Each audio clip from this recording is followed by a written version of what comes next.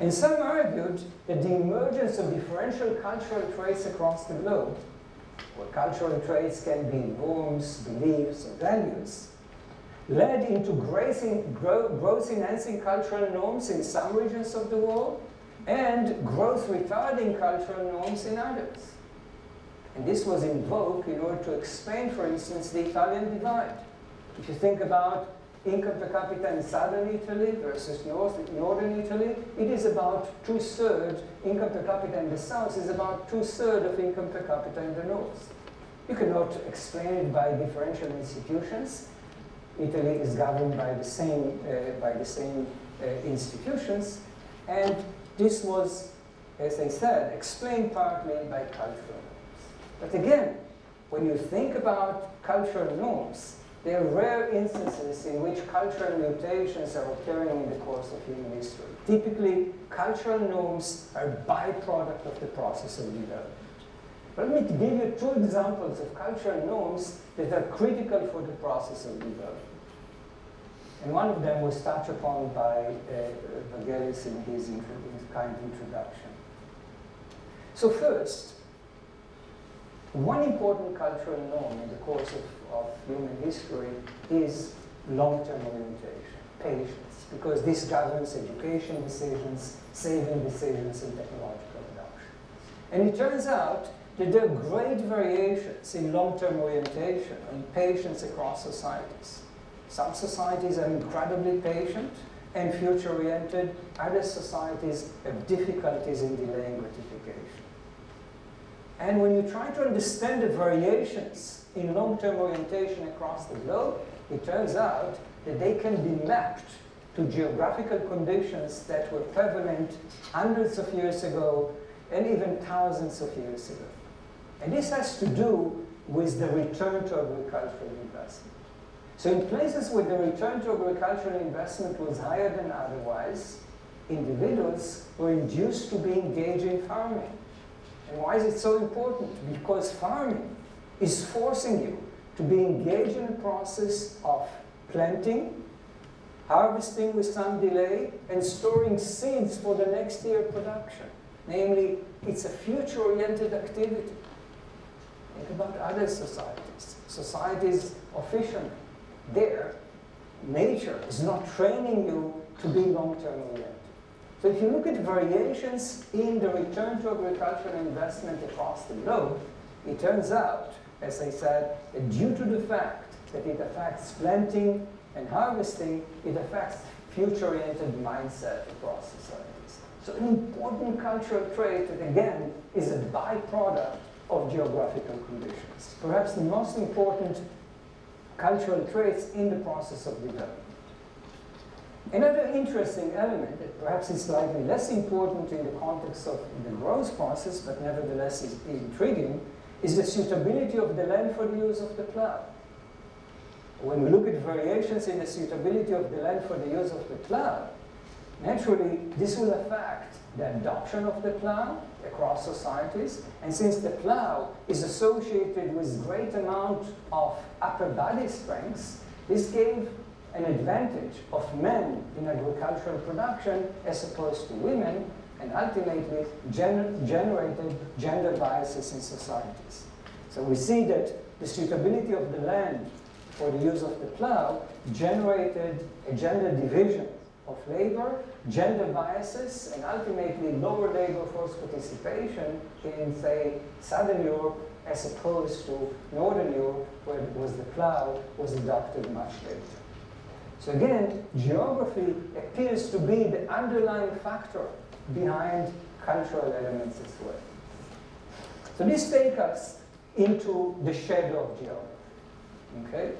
Namely, geographical characteristics such as soil suitability, disease environment, and isolation that had an indirect long shadow impact on the emergence of cultural and institutional characteristics that are critical for the process of development. Now, in addition, geography had a direct impact on the process of development, but in fact, this direct impact is gradually mitigated due to the advancement of new technologies. So if you think about the impact on labor productivity, human capital formation, trade and technological progress due to, say, the disease environment, naturally, the diffusion of medical technologies from the north to the south is eliminating this force over time. Or if you think about geographical isolation, then the development of the internet and the development of transportation technology is gradually mitigating the impact of these geographical elements on the process of development. But when we think about geography, it is predominantly the indirect effect of geography via the emergence of cultural characteristics and institutional characteristics that are making a difference. Now, when we think about geography, this leads us to 10,000 BC, 12,000 years ago, which is the emergence of agriculture. So, at a certain point in time, humanity is experiencing this transition from hunter-gatherer tribes to agricultural societies. And this is associated with the emergence of a non-food producing class that is associated with knowledge creation in the form of sciences, in the form of technology, and in the form of written languages. Now, if you experience the Neolithic Revolution 2,000 years before your nearby society, you have a technological head start that can persist over time. And Jared Diamond, in his famous book, Guns, Germs, and Steels, argued that the variation in the timing of the Neolithic Revolution across the globe is, in fact, the origins of inequality as we see it today. But it turns out that despite the appeal of the Diamond hypothesis, in fact, it is not capturing the reality that it was supposed to capture. So first, the important element is that earlier Neolithic revolution in Eurasia is indeed associated with geographical factors that were conducive to biodiversity and led into larger number of domesticable species of plants and animals.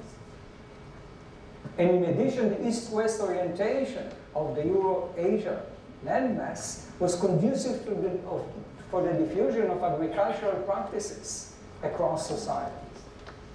But nevertheless, as I said, when we think about the Diamond hypothesis, suggests that early onset of the Neolithic revolution in Eurasia was beneficial in the Middle Ages due to the fact that it generated a technological head start. There, he is absolutely right. Indeed, it generated a technological head start that was beneficial for development till the year 1500. But nevertheless, it has no impact on inequality as we see it today, because comparative advantage in agriculture was a dead end technologically and in terms of human capital formation. So, on the one hand, specializing in agriculture and having technological head start was beneficial, but on the other hand, when we move into an era of globalization where we can trade with nearby societies, in fact, it had an adverse effect on development and overall no effect of the Neolithic revolution on income per capita across the globe. So we march all the way back 12,000 years ago.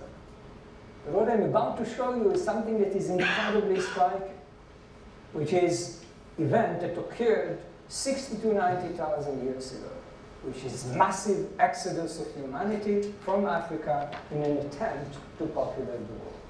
So population pressure in Africa is causing humanity to spread out of Africa. In fact, the initial spread occurs already 200,000 years ago.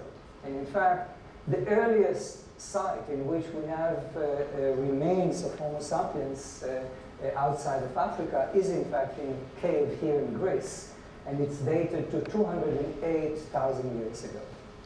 But it appears that these early waves of migration out of Africa did not last. Due to the Ice Age, probably people could not survive in these locations and they receded back to Africa, or they became extinct.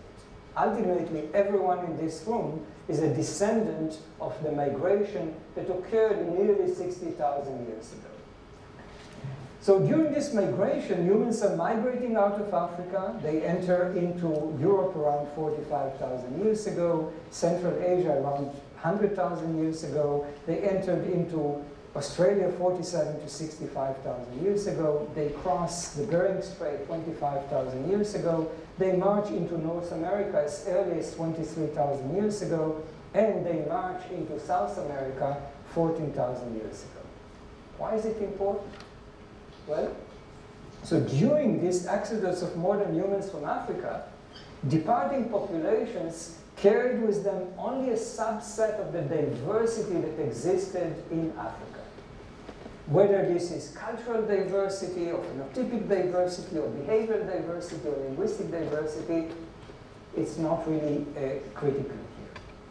Now, migration was sequential, and as a result of it, indigenous population at greater migratory distance from Africa were significantly less diverse than populations that were closer to Africa. So let me illustrate it in a very simple fashion. So humanity is emerging in East Africa. This is the level of diversity that exists initially. People are marching into the Fertile Crescent, carrying only a subset of the diversity that existed initially. Why? Because the size of the human population in Africa is small. The departing population is even smaller, and as a result, the departing population is not a representative sample. It doesn't capture all the diversity that existed in Africa. In addition, since the size of the migrating population is small, it is subjected to genetic drift and population bottlenecks, and it becomes less diverse than before. Now, humans are residing in the Fertile Crescent for a while. They grow in size till population